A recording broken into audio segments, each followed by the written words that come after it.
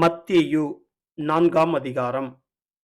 அப்பொழுது இயேசு பிசாசினால் சோதிக்கப்படுவதற்கு ஆவியானவராலே வனாந்தரத்திற்கு கொண்டு போகப்பட்டார்.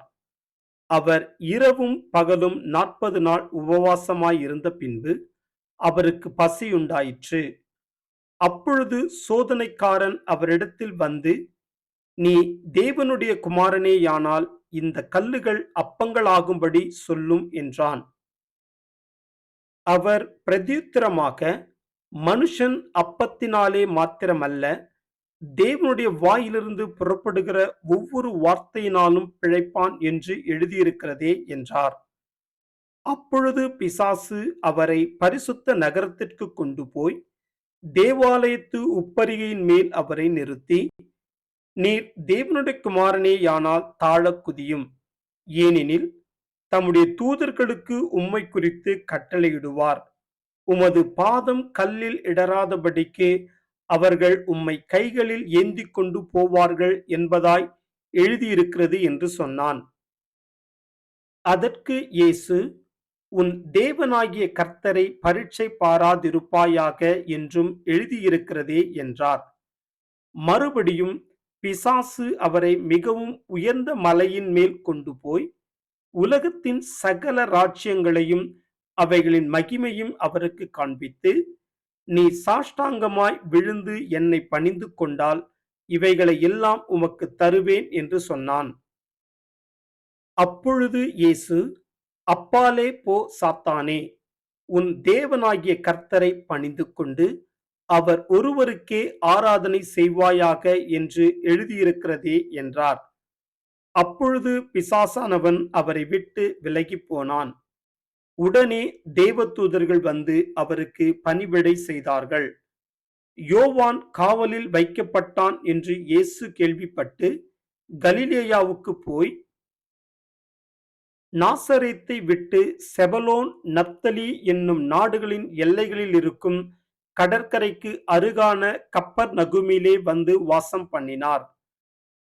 கடற்கரை அருகிலும் யோர்தானுக்கு அப்புறத்திலும் உள்ள செபுலோன் நாடும் நப்தலி நாடும் ஆகிய புறஜாதியாருடைய கலிலேயாவிலே இருளில் இருக்கும் ஜனங்கள் பெரிய வெளிச்சத்தை கண்டார்கள்.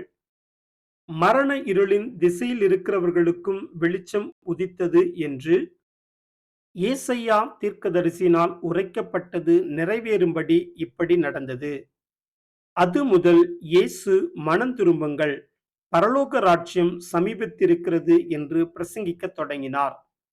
இயேசு கலிலேயா கடலோரமாய் நடந்து போகையில் மீன் பிடிக்கிறவர்களாய் இருந்த 2 சகோதரராகிய பேதுரு எனப்பட்ட சீமோனும் அவன் சகோதரன் அந்திரேயாவும் கடலில் வலை போட்டுக் கொண்டிருக்கிற போது அவர்களைக் கண்டு, என் பின்னே வாருங்கள், உங்களை மனுஷரை பிடிக்கிறவர்களாக்குவேன் என்றார். உடனே அவர்கள் வலைகளை விட்டு அவருக்கு பின் சென்றார்கள். அவர் அவ்விடம் விட்டு போகையில் வேறே 2 சகோதரராகிய செபெதேயுவின் மகன் யாக்கோபும் அவன் சகோதரன் யோவானும் தங்கள் தகப்பன் செபெதேயுவுடனே படவில் இருந்து தங்கள் வலைகளை பழுது பார்த்து கொண்டிருக்கிற போது அவர்களைக் கண்டு அவர்களையும் அழைத்தார். உடனே அவர்கள் படவையும் தங்கள் தகப்பனையும் விட்டு அவருக்கு பின் சென்றார்கள்.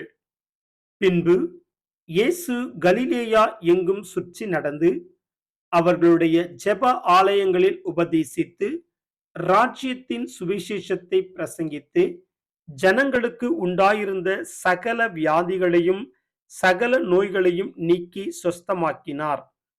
அவருடைய கீர்த்தி சீரியா எங்கும் பிரசித்தமாயிற்று. அப்பொழுது பலவித வியாதிகளையும் வேதனைகளையும் அடைந்திருந்த சகல பிணியாளிகளையும் பிசாசு பிடித்தவர்களையும் சந்திர ரோகிகளையும் திமிர்வாதக்காரரையும் அவரிடத்தில் கொண்டு வந்தார்கள். அவர்களை சொஸ்தமாக்கினார். கலிலேயாவிலும் தெக்கப்போலியிலும் எருசலேமிலும் யூதேயாவிலும் யோர்தானுக்கு அப்புறத்திலும் இருந்து திரளான ஜனங்கள் வந்து அவருக்கு பின் சென்றார்கள்.